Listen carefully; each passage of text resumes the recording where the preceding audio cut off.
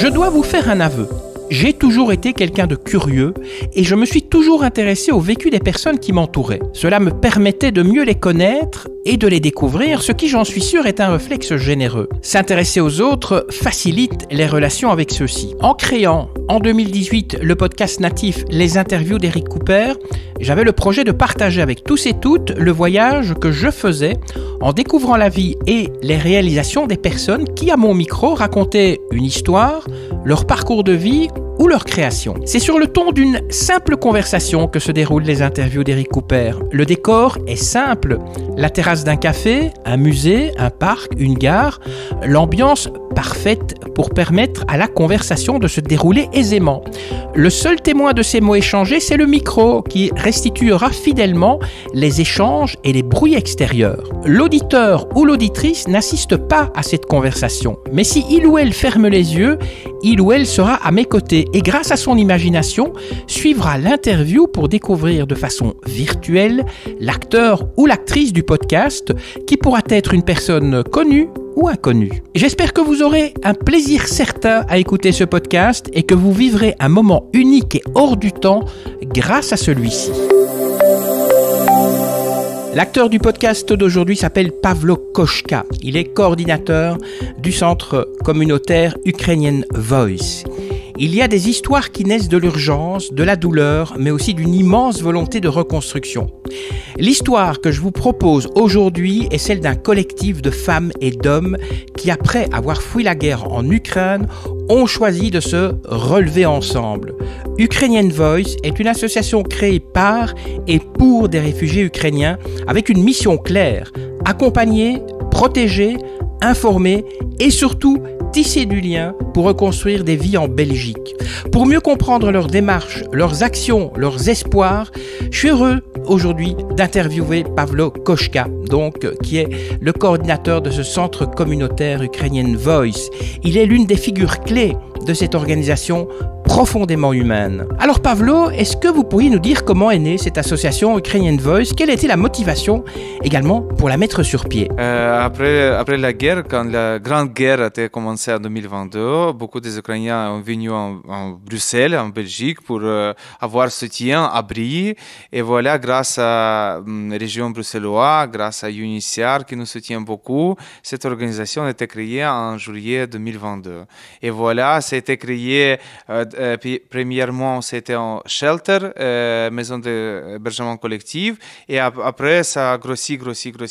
Et pour l'instant, nous avons deux shelters, centres communautaires et une grande société où nous aidons beaucoup. Oui, c'est vrai que j'ai fait la visite du building. Alors, quelle était la motivation derrière la création de ce genre de structure? Aider les autres, parce que quand la guerre était commencée en Ukraine, beaucoup de gens sont devenus bénévoles et nous commençons à aider notre voisin, notre proche, tous les gens qu'on a vus, on essaie de les aider. Et pour primo-arrivants, pour les premiers Ukrainiens qui étaient arrivés en mars 2022, ils ont obtenu quelques expériences, ils pourront partager leur expérience pour autres primo-arrivants. Et ça fonctionne toujours comme ça. Nous avons des expériences, mais nous qui travaillons à Ukrainian Voices, nous avons connexion avec le gouvernement, avec toutes les organisations. Alors nous aidons à trouver son chemin en Belgique. Oui, et voilà. Alors, pourquoi est-ce qu'il était important que cette initiative soit dirigée par des réfugiés ukrainiens et non pas par des Belges, par exemple? Parce que nous parlons les mêmes langues avec d'autres Ukrainiens et nous pouvons bien expliquer le système belge dans les voix ukrainiennes. Parce que c'est trop différent.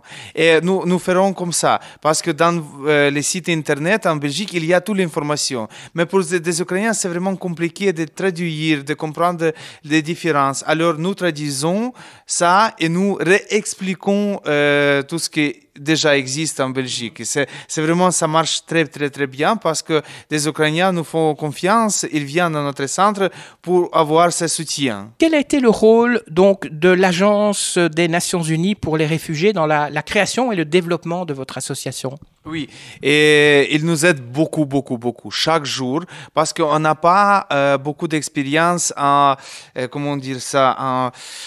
communication professionnelle avec le gouvernement, avec les ministères, les organisations. Et pour faire cette communication claire et bien, ils nous aident beaucoup parce qu'ils ont des expériences mondiales, comment travailler avec les réfugiés, comment construire ce système, comment communiquer, comment gérer ça. Et grâce à UNHCR, nous pourrons aider, comment dire ça, effectivement. Oui. Quels sont les profils des personnes que vous accompagnez? Est-ce que c'est des hommes, des femmes, des couples, des enfants? Plutôt 80% c'est des femmes, oui, des femmes avec des enfants qui ont venu à Bruxelles. Et on a les hommes aussi, mais dans notre système, nous avons plus que 5000 enquêtes de réfugiés. Oui. Et ça, c'est comme ça. En quoi Ukrainian Voice se distingue d'autres associations d'aide aux réfugiés en Belgique?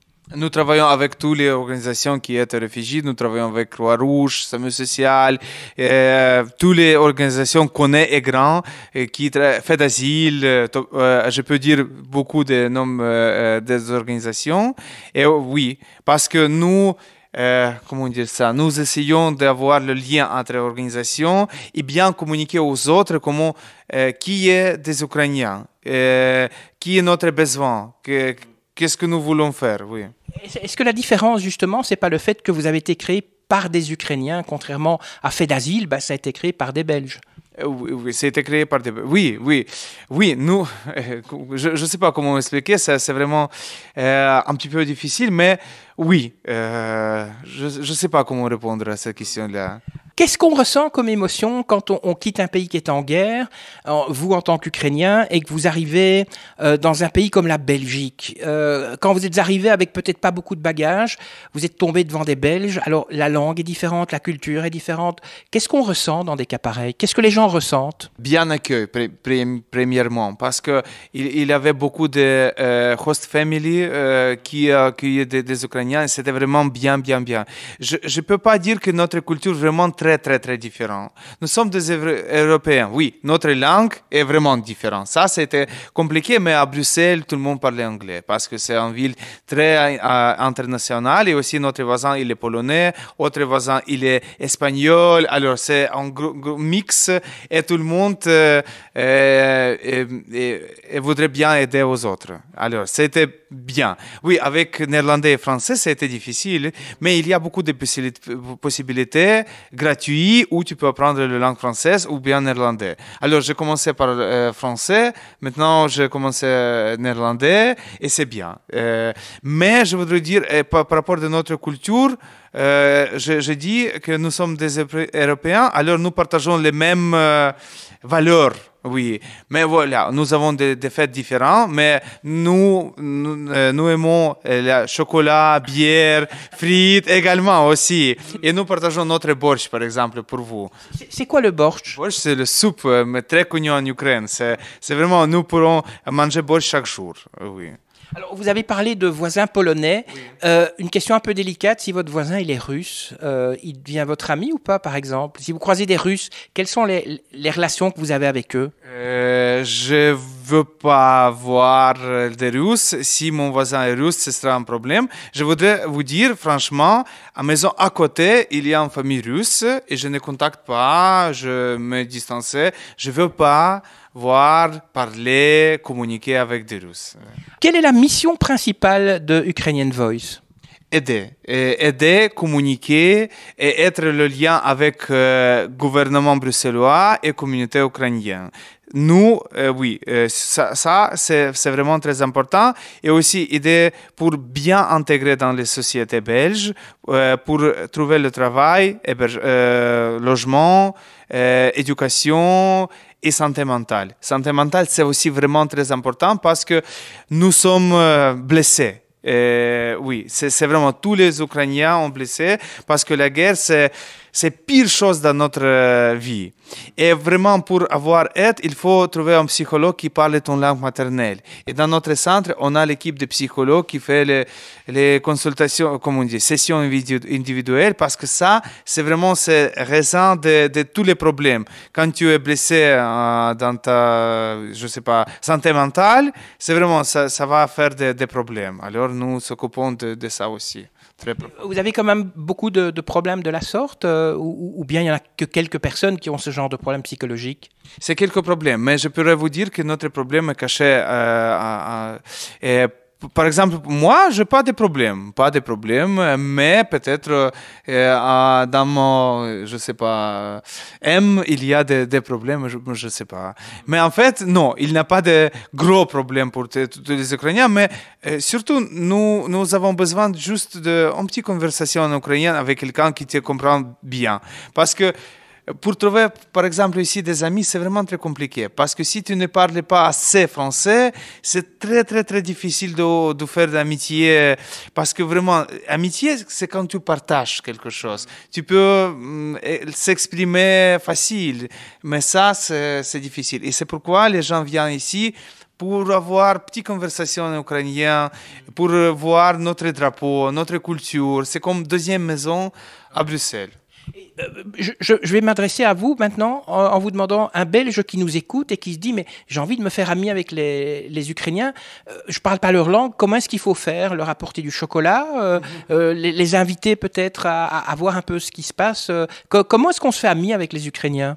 Je vous invite à venir au notre centre juste pour quelques activités, un événement, parce que ça fonctionne comme ça.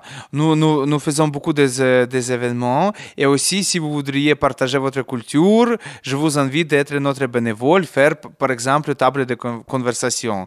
Ça, on a un gros besoin pour les activités linguistiques, français et néerlandais aussi. Parce que voilà, l'école, il existe oui, partout, mais c'est pas suffisant parce que pour nous c'est très important d'apprendre les langues très vite parce que quand tu parles déjà assez français néerlandais tu peux travailler et tu peux vivre normalement ici et ça nous avons vraiment besoin de bénévoles pour faire des activités table de conversation en français et néerlandais.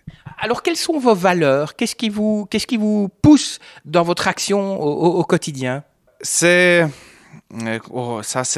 Pour moi, ce sera difficile d'expliquer en français, en anglais également, mais je vais essayer. Ça, c'est nous devons être reconnaissants. Ça, c'est premièrement parce que la Belgique, l'Union européenne fait pour nous beaucoup, vraiment énorme, et nous sommes vraiment très reconnaissants. Et deuxième valeur, c'est notre intégration dans la société belge. Vraiment, nous voudrions que nous trouvions notre place ici à Bruxelles, en Belgique, et nous resterons les citoyens, comment dire ça, bien intégrés, je voudrais dire comme ça. Et aussi, troisième chose, c'est notre culture, parce que nous voudrions aussi garder notre culture, et je vous parle surtout pour des enfants, parce qu'ils parlent ici déjà parfaitement bien français, mais pour l'ukrainien, il n'a pas de possibilité. Ça, c'est vraiment important. Quand un Ukrainien arrive en Belgique, qu'est-ce qui est le plus étonnant? Vous avez parlé du chocolat, des frites, etc. Mais est-ce qu'il y a des choses qui vraiment vous ont le plus étonné par rapport à ce que vous aviez connu en Ukraine? Je voudrais dire le temps, quand il pleut. Ça, c'est remarquable. Mais je voudrais dire que vous, je dis Belges, Européens, vous êtes très ouverts et très généreux. Et ça, c'est vraiment précieux. Et nous avons remarqué ça, que voilà, tout le monde est vraiment ouvert pour tout le monde. Mais en même temps, tout le monde garde son propre, comment dire ça, espace de sécurité. Et ça, c'est bien. Et oui, et ça, c'est remarquable pour nous. Alors, vous avez 4 projets principaux. Donc, il y a l'abri, il y a le centre communautaire, il y a le centre d'orientation en santé sociale et les équipes mobiles. Vous pouvez un petit peu nous les présenter, ces 4 projets? Oui, le premier, l'abri, c'est simple. Nous avons quelques shelters où nous accueillons des Ukrainiens et autres nationalités. On a les projets spécifiques pour les personnes des pays, demandeurs de protection internationale. Et c'est nous qui gérons ce centre aussi. Parce que nous voudrions aussi partager notre expérience avec autres nationalités et les aider également. Centre communautaire où nous sommes, c'est un centre où nous faisons des activités. On a 100 activités hebdomadaires à notre centre. Et oui, comme je vous ai dit, c'est consultation individuelle, art classes, événements, beaucoup de choses. Troisième, c'est ce centre. Ça, je dis aussi, c'est psychologue, logopède, comment dire ça, assistant social qui est avec CPS commune parce que c'est vraiment très important. Et dernière chose, c'était équipe mobile. C'est notre bénévole qui font des traductions en commune, à CPS, qui aide avec personnes handicapées. C'est une équipe qui circule dans la Bruxelles chaque jour. Il y a beaucoup de bénévoles qui font la traduction, le support et tout ça. Alors, quel est le service que vous offrez qui est le plus populaire, qui est le plus demandé?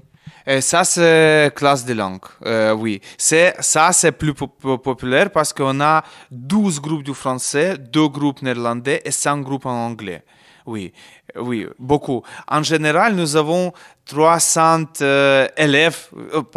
étudiantes qui viennent à notre centre chaque mois. Oui, et ça, c'est vraiment... Et deuxième, c'est atelier du emploi et table de logement. Ça, c'est une grosse demande. Logement, travail et langue. Mais ça, c'est lié, parce que si tu parles français, tu peux travailler.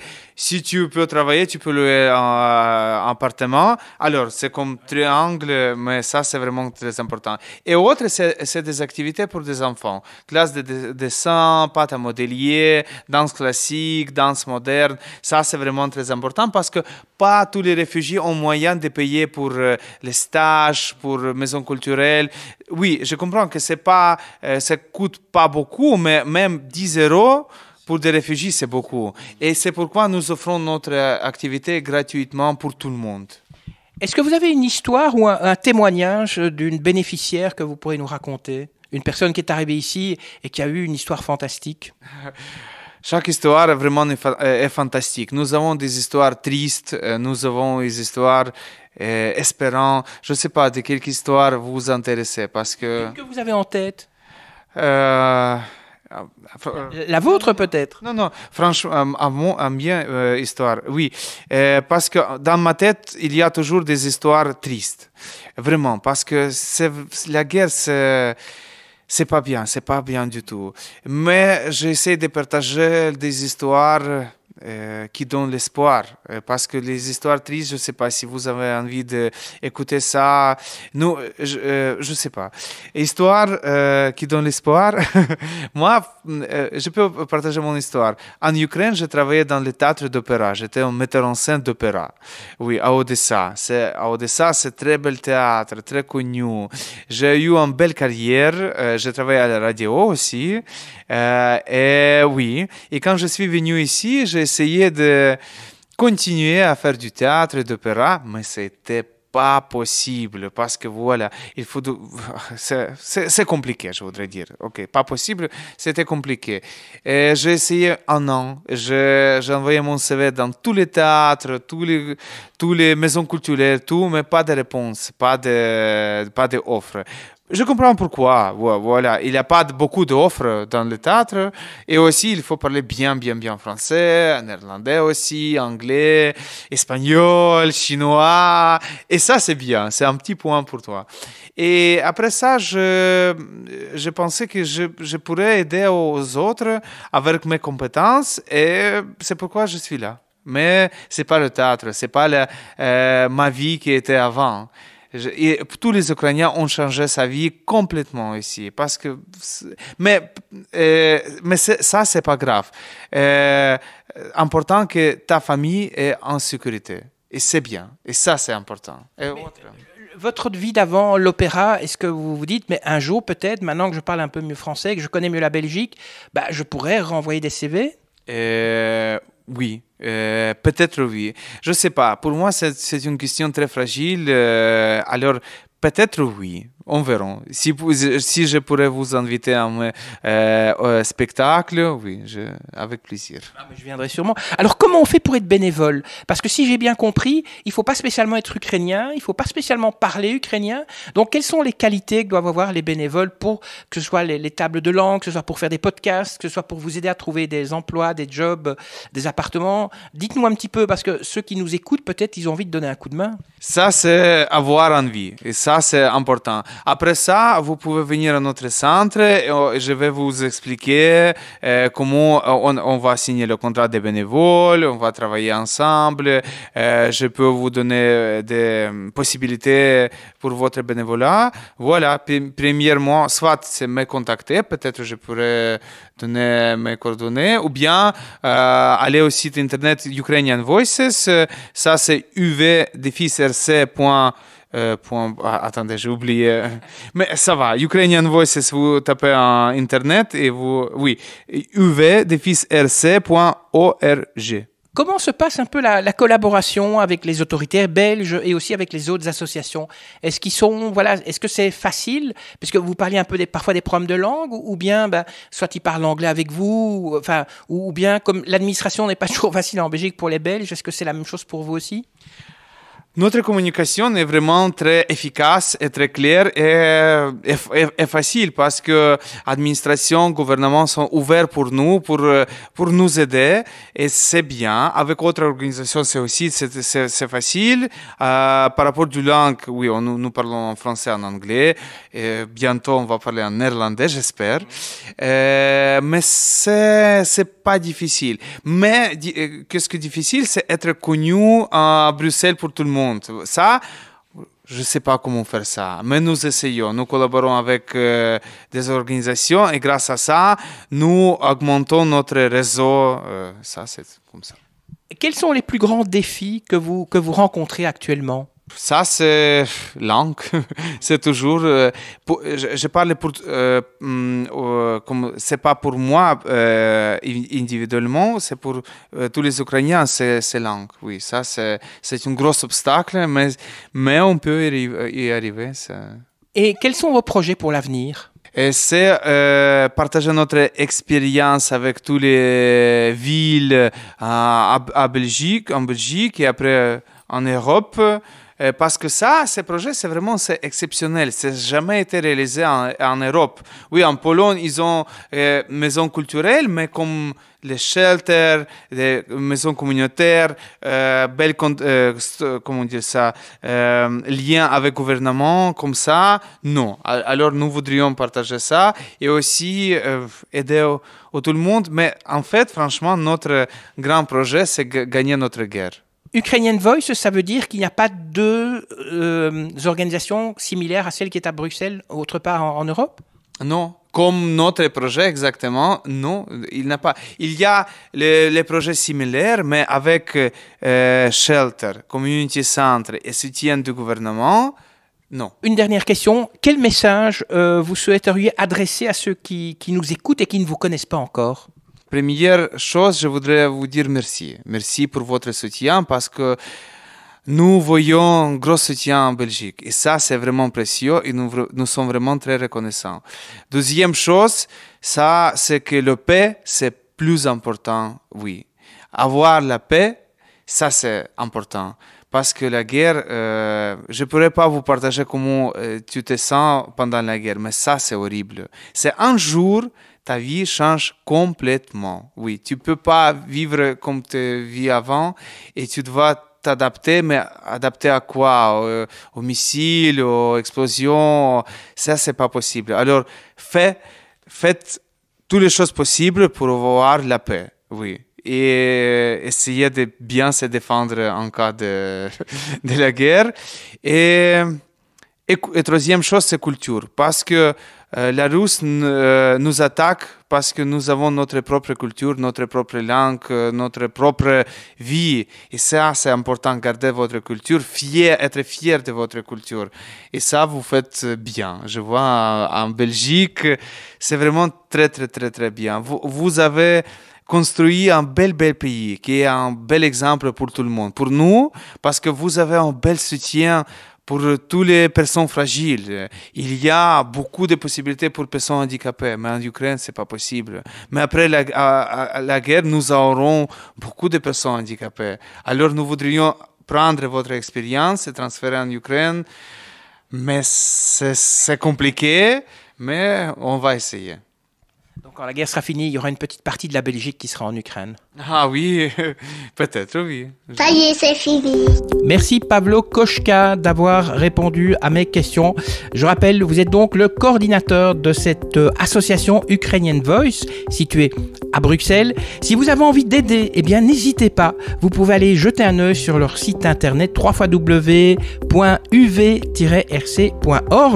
et Ukrainian Voice est sur Facebook, Instagram, YouTube et LinkedIn. Si vous avez envie de leur donner un coup de main, surtout n'hésitez pas à les contacter, vous serez très bien reçus. Alors avant que je vous quitte, et n'oubliez pas bien sûr de liker ce podcast, n'oubliez pas de faire un commentaire, partagez-le et puis abonnez-vous à la chaîne, comme ça vous serez tenu au courant de la publication d'un prochain podcast. Allez, sur ce, je vous quitte, que la force soit avec vous et avec tous les autres, et je vous donne rendez-vous pour de nouvelles aventures sonores très bientôt. Bye bye!